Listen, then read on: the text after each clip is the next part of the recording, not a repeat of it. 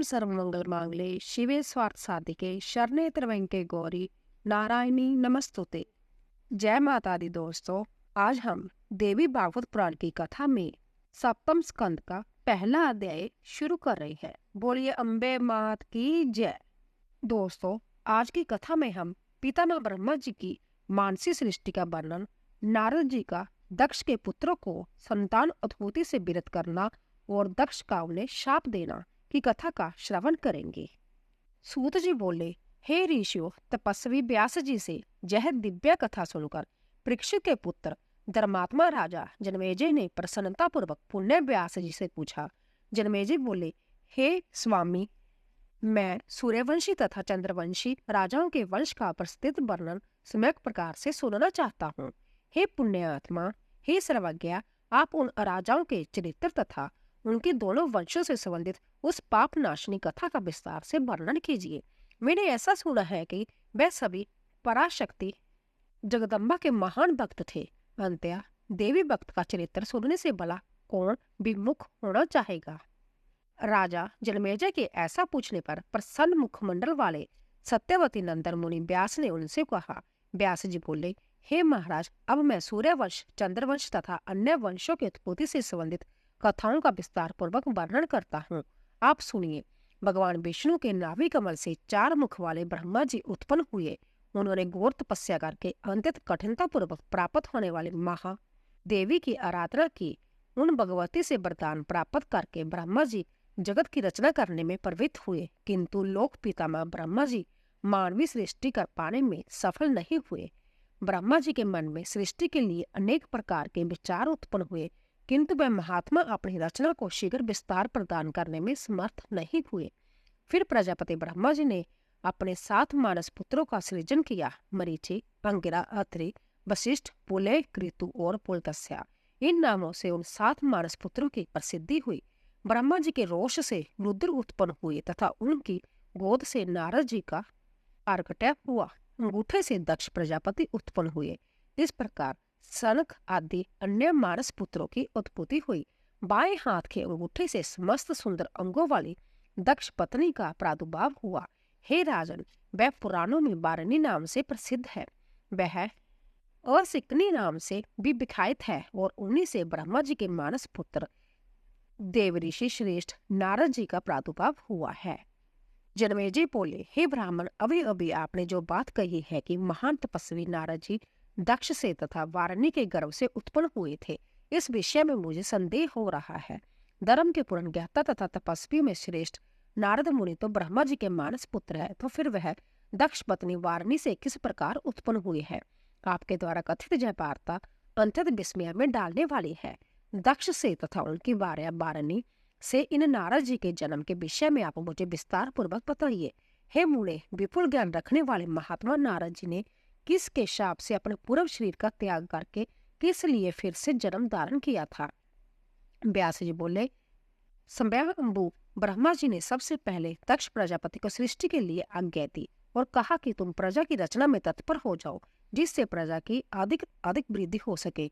तब दक्ष प्रजापति ने वारणी के गर्भ से अत्यंत बलशाली तथा पराक्रमी 5000 पुत्र उत्पन्न किए। प्रजा की वृद्धि हेतु विपुल उत्साह से संपन्न उन सभी पुत्रों को देखकर काल की प्रेरणा के अनुसार देवऋषि नारद जी हंसते हुए जब बात कहने लगे, पृथ्वी की वास्तविक प्रमिति का बिना ज्ञान किए ही तुम लोग प्रजा के सृष्टि कार्य में कैसे तत्पर हो गए? इससे तो तुम लोग निस्संदेह जगत में उपहास के पात्र बनोगे। पृथ्वी का परिमाण जानकर ही तुम्हें इस कार्य में संलग्न होना चाहिए। ऐसा करने पर ही तुम लोगों का कार्य सिद्ध होगा, अन्यथा नहीं। इसमें कोई संदेह नहीं है। तुम लोग तो मूर्ख हो जो कि पृथ्वी के परिमाण को जाने बिना ही प्रजा उत्पत्ति में संलग्न हो गई हो। इसमें सफलता कैसे मिल सकती है? व्यास जी बोले, नारद जी के इस प्रकार कहने पर देवयोग से दक्ष पुत्र ऋषभ कहने लगे कि मुनि ने तो ठीक ही कहा है। अब हम लोग पृथ्वी का परिमाण जान लेने के पश्चात ही सुखपूर्वक प्रजा की सृष्टि करेंगे। ऐसा विचार करके वह सभी पृथ्वी का विस्तार जानने के लिए चल पड़े।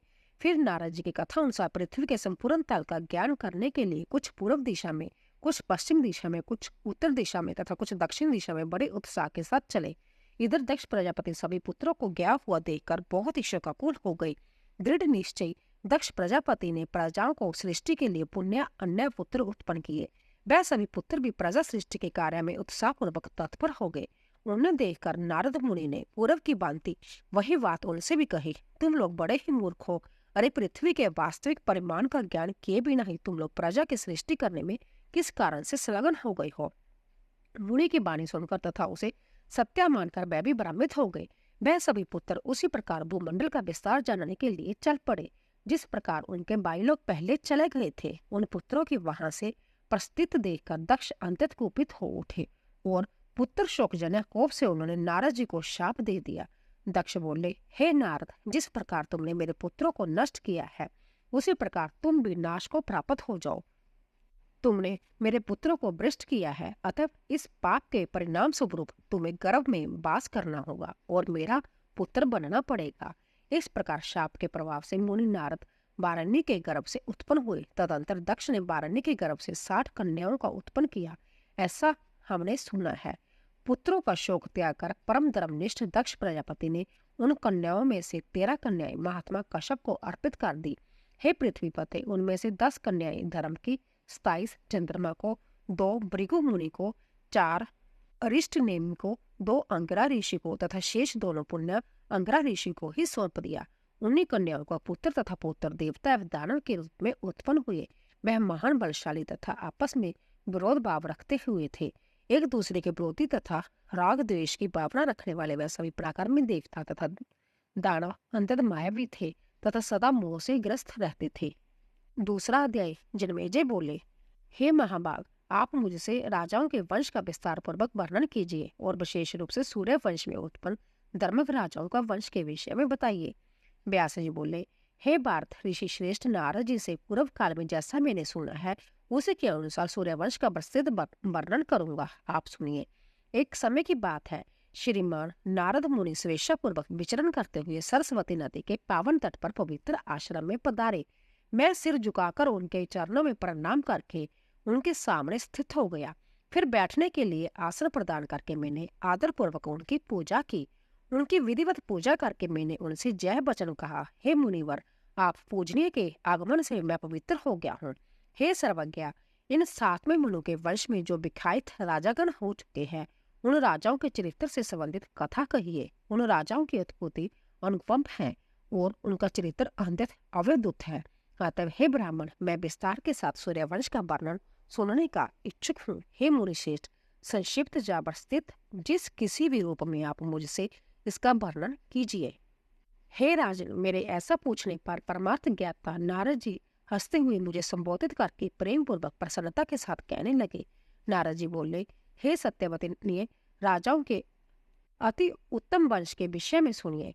कानों को सुख प्रदान करने वाला यह वंश चरित अंतत पवित्र और धर्म ज्ञान आदि से संबित है। सर्वप्रथम जगत सृष्टा ब्रह्मा जी भगवान विष्णु के नाभि कमल में से प्रकट हुए, ऐसा उनके विषय में पुराणों में प्रसिद्ध है। संपूर्ण जगत के कर्ता स्वयं ब्रह्मा जी सर्वज्ञ तथा सर्वशक्तिमान है। सृष्टि करने की अभिलाषा वाले उन विश्व आत्मा ब्रह्मा जी ने पहले देवी शिवा का ध्यान करके 10,000 वर्षों तक तपस्या की और उनसे महान शक्ति प्राप्त करके शुभ लक्षणों वाले मानस पुत्र उत्पन्न किए। उन मानस पुत्रों में सर्वप्रथम मरीचि उत्पन्न हुए जो सृष्टि कार्य में प्रवृत्त हुए। उन मरीचि के परम प्रसिद्ध तथा सर्वमान्य पुत्र कच्छप जी हुए। दक्ष प्रजापति की 13 कन्याएं उन्हीं की भार्या हुई थी।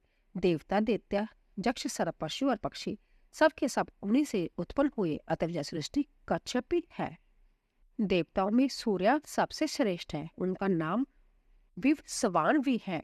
उनके पुत्र वेवस्वत्या मनु थे। वह परम प्रसिद्ध राजा हुए। उन वेवस्वत मुनि के पुत्र रूप में सूर्यवंश की वृद्धि करने वाले इक्ष्वाकु का प्रादुर्भाव हुआ।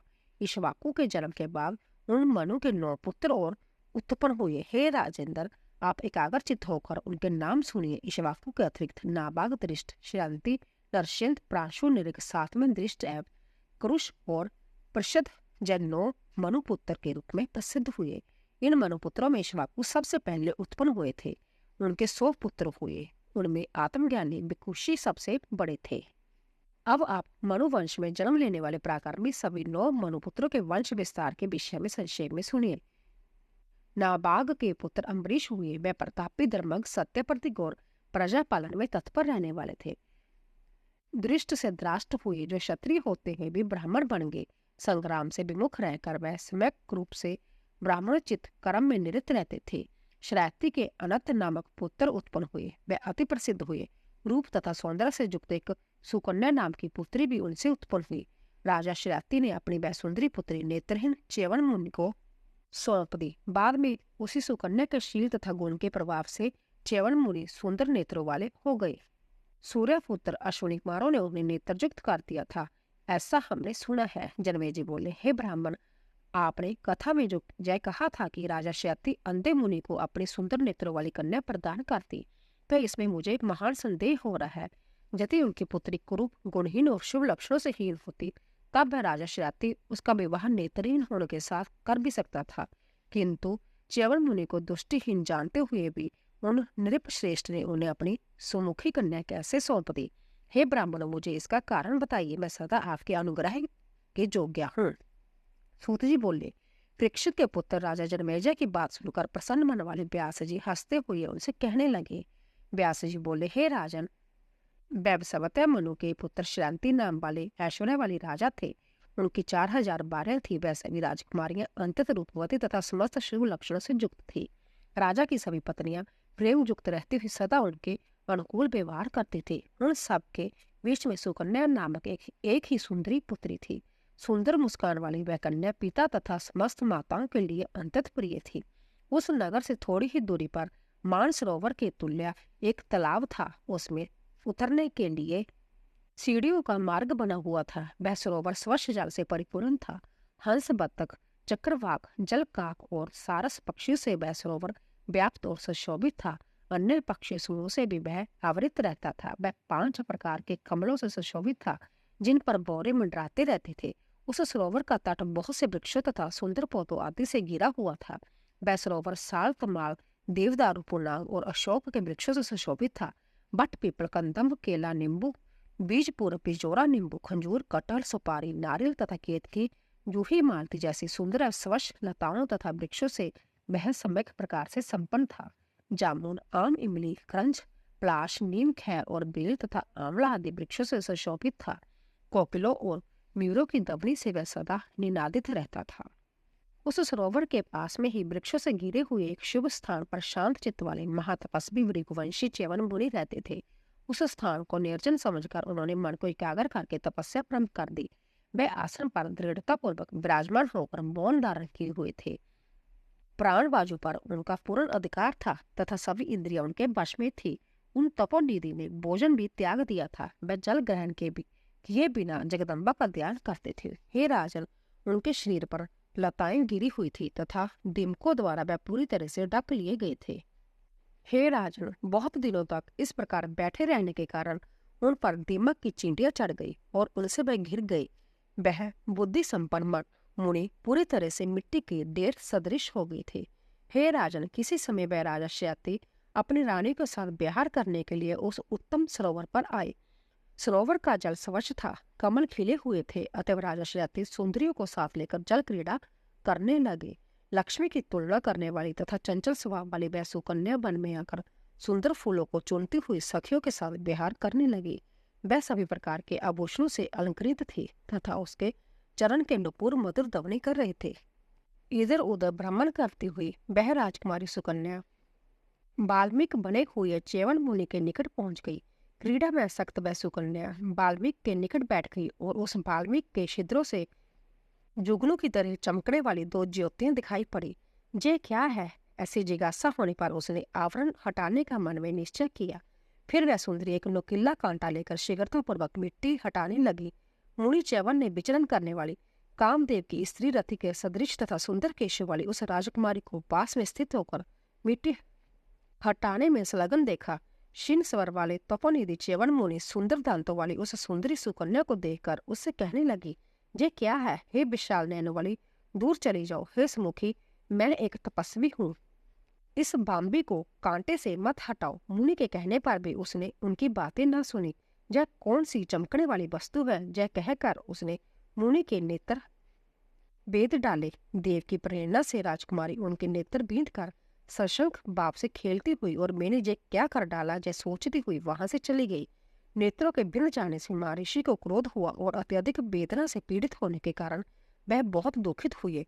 उसी समय से राजा के सभी सैनिकों का मलमूत्र अवरुद्ध हो गया। मंत्री सहित राजा को विशेष रूप से जय कष्ट झेलना पड़ा। हाथी, घोड़े और ऊंट आदि सभी प्राणियों के मल तथा मूत्र का अवरोध हो जाने पर राजा शांति अत्यंत दुखी हुए। सैनिकों ने मलमूत्र के अवरोध की बात उन्हें बताई। तब उन्होंने इस कष्ट के कारण पर विचार किया। कुछ समय सोचने के बाद राजा घर पर आकर अपने परिजनों तथा सैनिकों से अत्यंत व्याकुल होकर पूछने लगे कि इसके द्वारा निकृष्ट कार्य किया गया है। उस सरोवर के पश्चिमी तट वाले वन में महान तपस्वी च्यवन मुनि कठिन तपस्या कर रहे हैं। अग्नि के समान तेजस्वी उन तपस्वी के प्रति किसी ने कोई उपकार अवश्य ही किया है, इसीलिए हम सबको ऐसा कष्ट हुआ है। जय निश्चित है महातपस्वी वृद्ध तथा श्रेष्ठ भृगुनंदन महात्मा च्यवन का अवश्य ही किसी ने अनिष्ट कर दिया है। ऐसा मैं मानता हूँ। जय अनिष्ट जान में किया गया हो अथवा अनजाने में, उसका नियत फल तो भोगना ही पड़ेगा। ना जाने किन दुष्टों ने उन तपस्वी का अपमान किया है।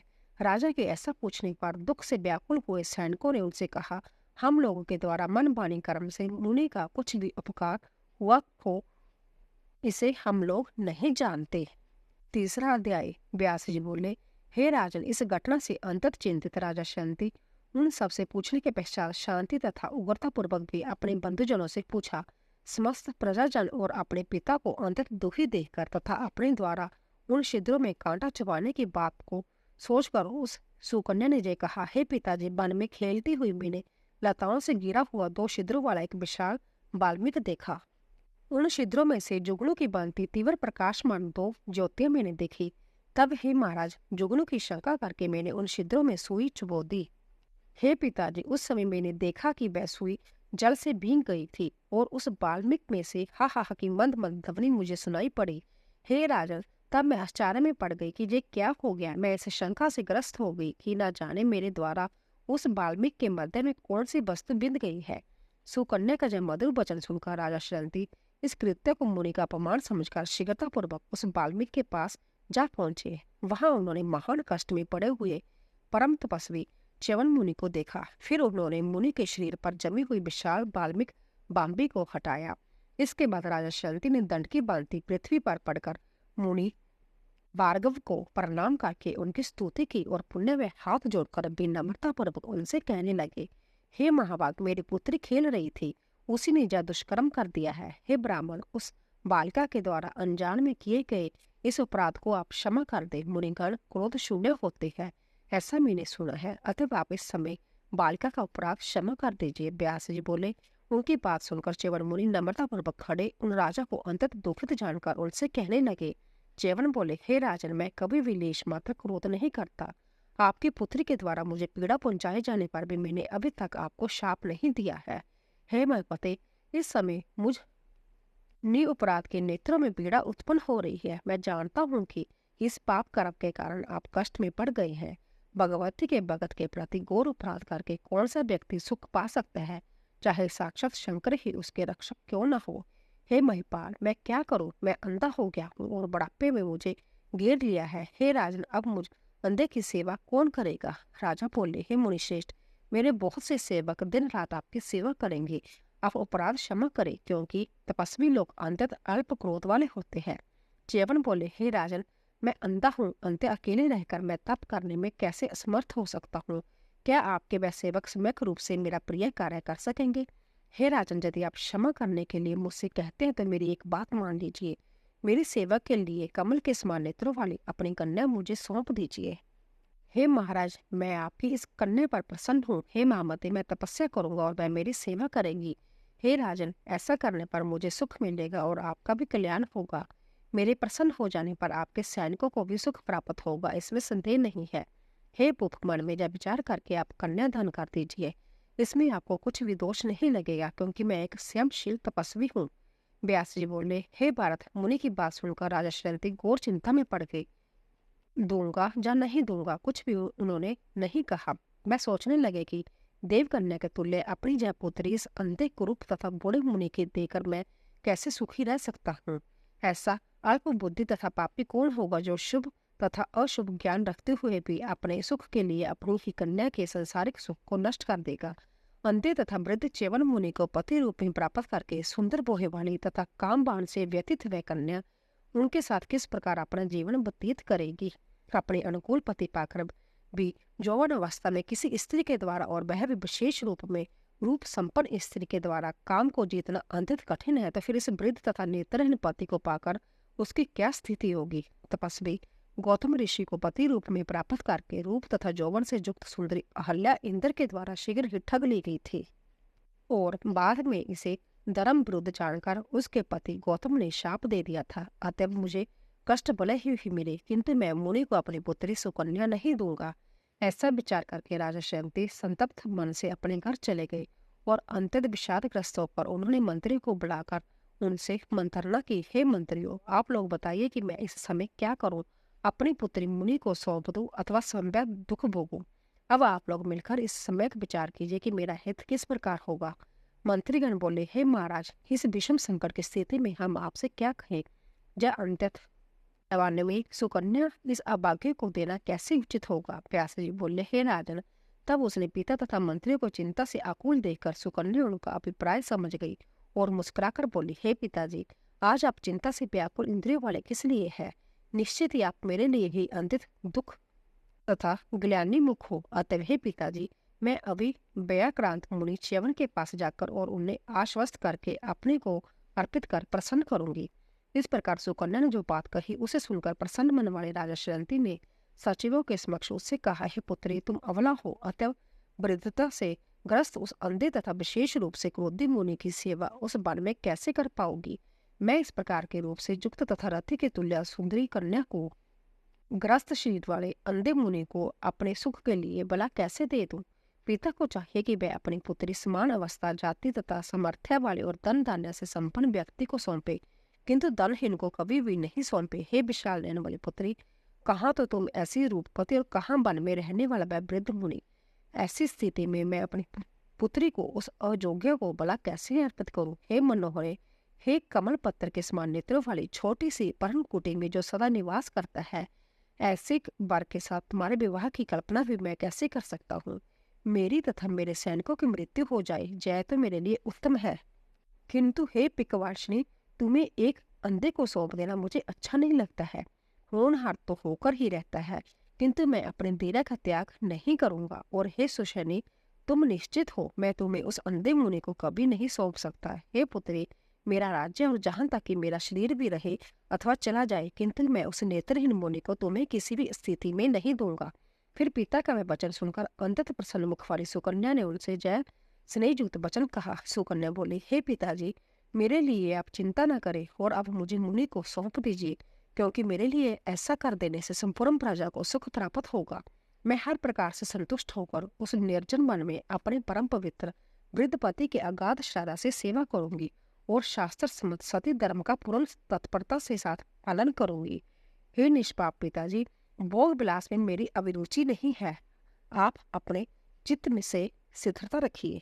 व्यास जी बोले, उस सुकन्या की बातें सुनकर सभी मंत्री आश्चर्य में पड़ गए और राजा भी परम प्रसन्न होकर मुनि के पास गए। वहां पहुंचकर उन तपोनिधि को सिर झुकाकर प्रणाम करके राजा ने कहा, हे स्वामी, हे प्रभु, मेरी इस पुत्री को आप अपनी सेवा के लिए विधि पूर्वक स्वीकार कीजिए। ऐसा कहकर उन राजा ने विधि विधान से विवाह संपन्न करके अपनी पुत्री मुनि को सौंप दी और उस कन्या को ग्रहण करके च्यवन ऋषि भी प्रसन्न हो गए। मुनि ने राजा के द्वारा प्रदत्त उपहार ग्रहण नहीं किया, अपनी सेवा के लिए उन्होंने केवल राजकुमारी को ही स्वीकार किया। उन मुनि के प्रसन्न हो जाने पर सैनिकों को सुख प्राप्त हो गया। उस समय से राजा भी परम बाधित रहने लगे। जब राजा शयंती ने मुनि को पुत्री सौंपकर घर चलने का विचार किया, तब कोमल अंगों वाली राजकुमारी सुकन्या राजा से कहने लगी। सुकन्या बोली, हे पिताजी, आप मेरे वस्त्र तथा आभूषण ले लीजिए और पहनने के लिए मुझे बलकल एवं उत्तम मृग चरम प्रदान कीजिए। मैं मुनि पत्नियों का वेश बनाकर तप में निरत रहती हुई पति सेवा करूंगी, जिससे पृथ्वी तल, रसातल और स्वर्ग लोक में भी आपकी कीर्ति अशुल रहेगी। परलोक के सुख के लिए मैं दिन रात मुनि की सेवा करती रहूंगी। सुंदर तथा यौवन संपन्न अपनी पुत्री मुझ सुकन्या को एक अंधे तथा वृद्ध मुनि को सौंप कर मेरे आचरणच्युत हो जाने की शंका करके आप तनिक भी चिंता न कीजिएगा। जिस प्रकार पृथ्वी लोक में वशिष्ठ की धर्मपत्नी अरुंधति थी, उसी प्रकार वह भी होंगी। और जिस प्रकार अत्रि की साध्वी भार्या अनसुईया प्रसिद्ध हुई, उसी प्रकार आपकी पुत्री वह सुकन्या भी अपने पतिव्रता के प्रभाव से कीर्ति बढ़ाने वाली होंगी। इसमें आपको संदेह नहीं करना चाहिए। सुकन्या की बात सुनकर महान धर्मज्ञ राजा शयती वस्त्र के रूप में उसे मृग चर्म प्रदान करके रोने लगे। उस सुंदर मुस्कान वाली अपनी पुत्री को शीघ्र ही आभूषण तथा वस्त्र त्याग कर मुनि वेश धारण किए देखकर राजा ग्लानिमुख होकर वहीं पर ठहरे रहे। अपनी पुत्री को वल्कल तथा मृग चरम धारण की हुई देखकर सभी रानियां भी रो पड़ी। वह परम शोकाकुल हो उठी और कांपने लगी। व्यास जी बोले, हे राजन, फिर आपने उस समर्पित पुत्री सुकन्या से विदा लेकर तथा उसे वहीं छोड़कर चिंतित राजा मंत्री के साथ अपने नगर को चले गए। चौथा अध्याय। व्यास जी बोले, हे जन्मेजय, राजा शयंती के चले जाने पर सुकन्या अपने पति च्यवन मुनि की सेवा में संलग्न हो गई। धर्मपरायण वह उस आश्रम में अग्नियों की सेवा में सदा निरत रहने लगी। सर्वदा पति सेवा में संलग्न रहने वाली वह बाला विविध प्रकार के स्वादिष्ट फल तथा कंद मूल लाकर मुनि को अर्पण करती थी। वह शीतकाल में उष्ण जल से उन्हें शीघ्रता पूर्वक स्नान कराने के पश्चात मृग चरम पहनाकर पवित्र आसन पर विराजमान कर देती थी। पुण्य उनके आगे तिल, जौन, कुशा और कमंडलू रखकर उनसे कहती थी, मुनि श्रेष्ठ, अब आप अपना नित्य कर्म करें। मुनि का नित्य कर्म समाप्त हो जाने पर वह सुकन्या पति का हाथ पकड़कर उठाती और पुण्य किसी आसन अथवा कोमल शैया पर उन्हें बिठा देती थी। फिर वह राजकुमारी पके हुए फल अथवा बलिवांति सिद्ध किए गए धान्य विशेष च्यवन मुनि को भोजन कराती थी। वह सुकन्या भोजन करके तृप्त हुए पति को आदर पूर्वक आचमन कराने के पश्चात बड़े प्रेम के साथ उन्हें ताबूल तथा पूगी फल प्रदान करती थी। च्यवन मुनि के मुख शुद्धि कर लेने पर सुकन्या उन्हें सुंदर आसन पर बिठा देती थी। फिर उनसे आज्ञा लेकर वह अपने शरीर संबंधी कृत्य संपन्न करती थी। फिर संध्या फलाहार करके वह पुण्य मुनि के पास जाकर नम्रता पूर्वक उनसे कहती थी, हे प्रभु, मुझे क्या आज्ञा दे रहे हैं? यदि आपकी सम्मति हो तो मैं अब आपके चरण दबाऊं। इस प्रकार पति प्रायण वह सुकन्या उनकी सेवा में सदा संलग्न रहती थी। सायंकालीन हवन समाप्त हो जाने पर वह सुंदरी स्वादिष्ट तथा मधुर फल लाकर मुनि को अर्पित करती थी। पुण्य उनकी आज्ञा से भोजन से बचे हुए आहार को बड़े प्रेम के साथ संव्य ग्रहण करती थी। इसके बाद अंतत कोमल तथा सुंदर आसन बिछाकर उन्हें प्रेम पूर्वक उस पर लिटा देती थी। अपने प्रिय पति के सुखपूर्वक शयन करने पर वह सुंदरी उनके पैर दबाने लगती थी। उस समय क्षीण कटी प्रदेश वाली वह सुकन्या कुलीन स्त्रियों के धर्म के विषय में उनसे पूछा करती थी। चरण दबा करके रात में वह भक्ति प्रायण सुकन्या जब जब जान लेती थी कि च्यवन मुनि सो गए हैं, तब वह भी उनके चरणों के पास ही सो जाती थी। ग्रीष्म काल में अपने पति च्यवन मुनि को बिठा देकर वह सुंदर सुकन्या तांड के पक्खे से शीतल बाजू करती हुई उनकी सेवा में तत्पर रहती थी। शीतकाल में सूखी लकड़ियां एकत्रित उनके सम्मुख प्रज्वलित अग्नि रख करके वह उनसे बार बार पूछा करती थी कि आप सुखपूर्वक तो हैं। ब्रह्म मुहूर्त में उठकर वह सुकन्या जल पात्र अथवा मिट्टी पति के पास रखकर उन्हें शोष के लिए उठाती थी। इसके बाद उन्हें आश्रम से कुछ दूर ले जाकर बिठा देने के बाद वहां से संध्या कुछ दूर हटकर बैठी रहती थी। मेरे पतिदेव शोष कर चुके होंगे, ऐसा जानकर वह उनके पास जा करके उन्हें उठाती थी और आश्रम में ले जाकर अत्यंत सावधानी पूर्वक एक सुंदर आसन पर बिठा देती थी। फिर मिट्टी और जल से विधिवत उनके दोनों चरण धोकर फिर आचमन पात्र दे करके दातुन ले जाती थी। तो शास्त्रोक्त पात्र मुनि को देने के बाद वह राजकुमारी मुनि के स्नान के लिए लाए गए शुद्ध तथा परम पवित्र जल को गर्म करने लगती थी। फिर उस जल को ले जाकर प्रेम पूर्वक उनसे पूछती थी, हे ब्राह्मण, आप क्या आज्ञा दे रहे हैं? आपने दंत दावन तो कर लिया है, उष्ण जल तैयार है, अंत अब आप मंत्र उच्चारण पूर्वक स्नान कर लीजिए। हवन उपरांत कालीन संध्या का समय उपस्थित है, आप विधि पूर्वक अग्निहोत्र करके देवताओं का पूजन कीजिए।